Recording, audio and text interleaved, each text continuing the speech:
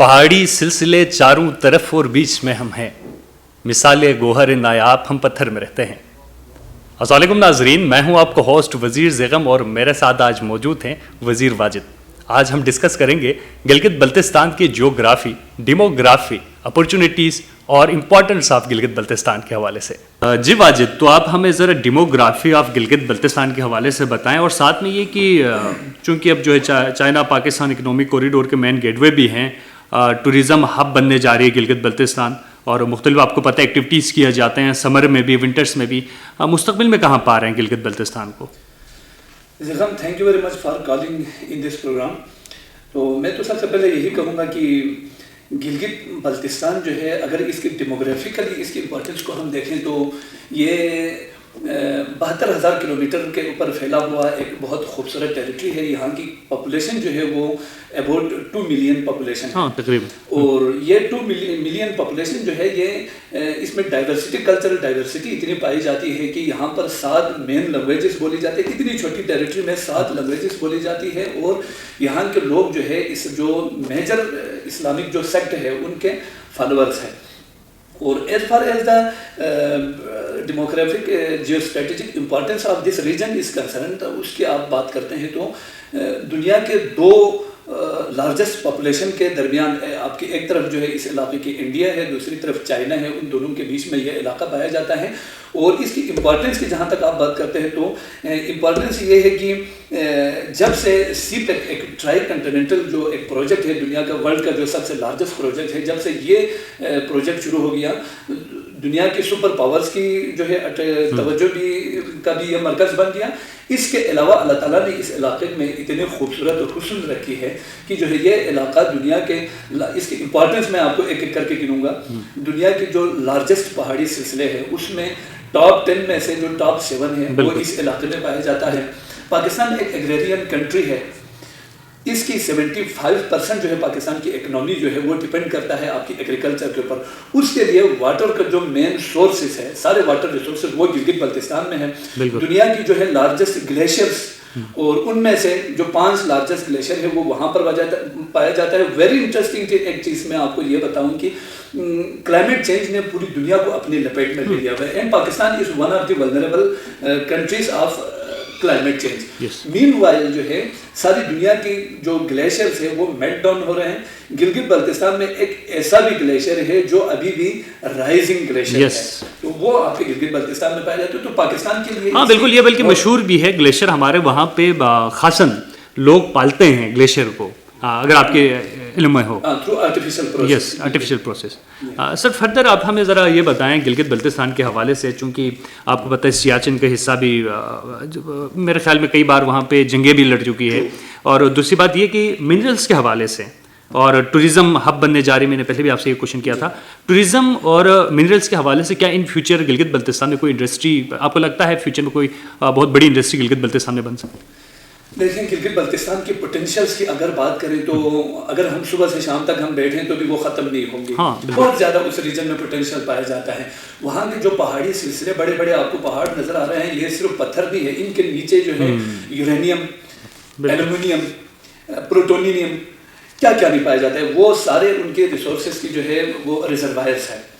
اور ٹورسٹ کے لیے وہ اتنا امپورٹنٹ جگہ ہے، وہاں کی جو خوبصورت جھیل، ندیاں، چشمے، پہاڑ، اس کی دریا، کیا کیا نہیں ہے۔ ٹورسٹ کے پوائنٹ آف ویو سے وہ علاقہ بہت امپورٹنٹ ہے، تو وہاں پر ٹوریزم میں بڑی اپارچونیٹی ہے، وہاں پر فوڈ انڈسٹری بہت اوپر جا سکتے ہیں۔ اور ویری انٹرسٹنگ تھنگ کی جو ہے اس علاقے کی ٹوپوگرافی اس طرح کا ہے کہ وہاں کے پہاڑوں کے اوپر جو جڑی بوٹیاں اور وہاں کی جو پلانٹس کی جو کراپس ہے وہ بہت ہائیلی میڈیسنل ہے، اور وہاں کے جو پہاڑوں کے اوپر جو مختلف قسم کی پھول جو پائے جاتے ہیں وہ دنیا کے بڑے بڑے لیبورٹری، میں نے کہیں پہ ڈان اخبار میں نے کہیں پڑھا ہے ایک رپورٹ میں، کراچی یونیورسٹی کی لیب کے اندر 8,000 ڈفرنٹ جڑی بوٹیاں جو کہ گلگت بلتستان کے پہاڑوں سے اٹھا کر انڈر ریسرچ ہیں، اور وہ بہت ہائیلی میڈیسنل ہے۔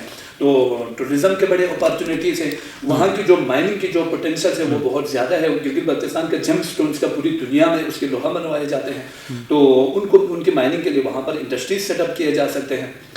سر چونکہ ہم قدرتی خوبصورتی اور وسائل سے تو گلگت بلتستان مالا مال ہیں، تو آپ کو کیا لگتا ہے وہاں کے جو عوام ہے, جو حکومت ہے, کیا اس سے فائدہ کچھ اٹھا رہے ہیں, یا جس لیول کا فائدہ اٹھانا چاہ رہا ہے کیا وہ اٹھا پا رہے ہیں؟ دیکھیں, فائدہ جہاں تک اٹھانے کا تعلق ہے, آپ کے پاس وہ سورسز ہوں تو پھر آپ فائدہ اٹھا سکتے ہیں.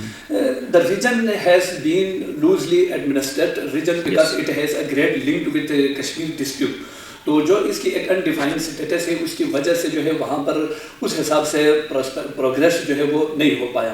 لیکن جو ہے democratisation of the region is very fastly in process. تو ایسے میں جو ہے گورنمنٹ آف پاکستان کی وہاں پر بہت زیادہ جو ہے توجہ ہے, ابھی اس طرف توجہ مرکوز کر لیا ہے.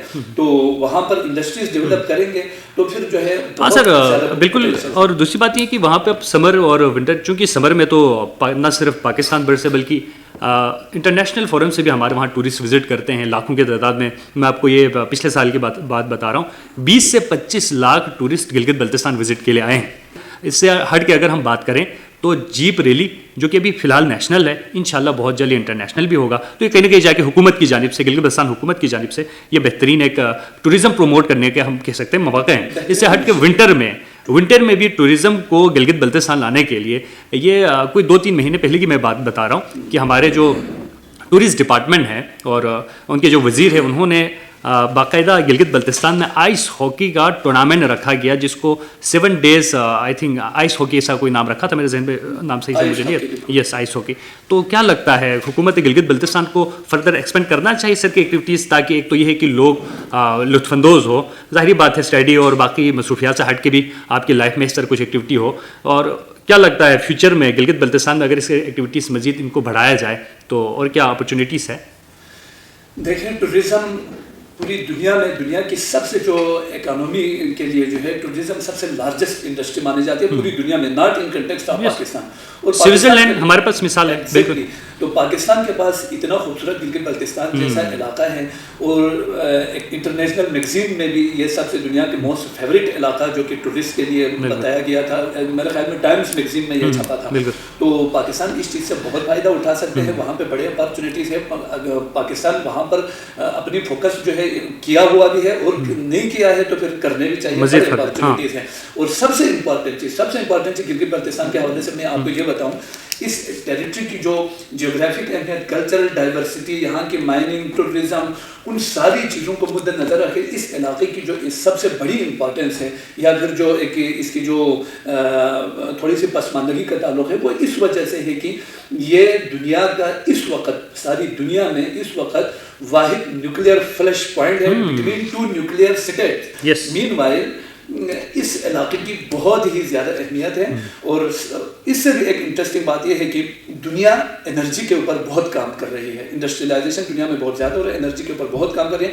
گلگت بلتستان نہ صرف چائنا اور انڈیا کے جو دنیا کی 2 لارجسٹ پاپولیشن کے درمیان پایا جاتا ہے, بلکہ یہاں سے ایک وادی واخان, ایک واخان کوریڈور کے نام سے ایک کوریڈور بھی افغانستان, بالکل جی ہاں 60 کلومیٹر اندر ہے, وہ اس کو لے جا کے آپ کی natural resource rich central Asia کے ساتھ ملا. تو پاکستان جو ہے سینٹرل ایشیا چونکہ جو ہے نیچرل ریسورسز کے حوالے سے رچ ہے, لیکن وہ ایک لینڈ لاک ٹیریٹری ہے. تو through Gilgit Baltistan central Asia کی جو انرجی ریزروائرز ہے پاکستان اس کو ایکسپلائٹ کر سکتے ہیں. That is the very important thing. Thank you Wajid, آپ نے ہمیں ٹائم دیا. اور ناظرین آپ سے ایک ریکویسٹ اور درخواست میں یہ کروں گا کہ ہمارے اس چینل کو سبسکرائب کریں, کیونکہ اب ہم ولاگ سیریز کرنے لگے ہیں گلگت بلتستان کے حوالے سے. تو یہ ہمالیاز ٹی وی کے اوپر ہی آپ کو پھر فردر ڈے بائی ڈے انشاءاللہ ہم کوشش کریں گے کہ ولاگ سیریز بنائیں, تو ہمارے ساتھ کنیکٹ رہے گا تاکہ آپ گلگت بلتستان سے باخبر بھی رہیں اور مزے کے جس طرح واجد بھائی نے ابھی تجزیہ دی وہ سنتے رہیں. Thank you.